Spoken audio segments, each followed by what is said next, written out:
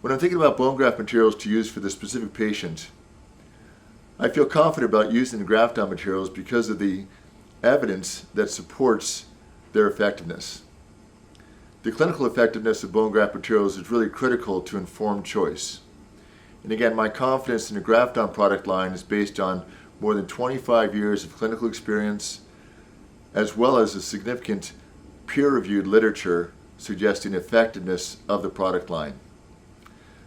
That peer-reviewed literature includes preclinical studies looking at osteoinductivity and comparative studies, as well as clinical studies. One of the important clinical studies that supports my decision to use Grafton is the work that was published in 2012 in Spine by Kang and others. And in that work, they did a randomized comparison of posterolateral fusions, single-level surgeries, looking at patients with Grafton and local bone posterolaterally compared to autograft alone. And in fact, they were substantially equivalent. And that suggested to me that Grafton could be quite effective as a bone graft extender in the posterolateral space.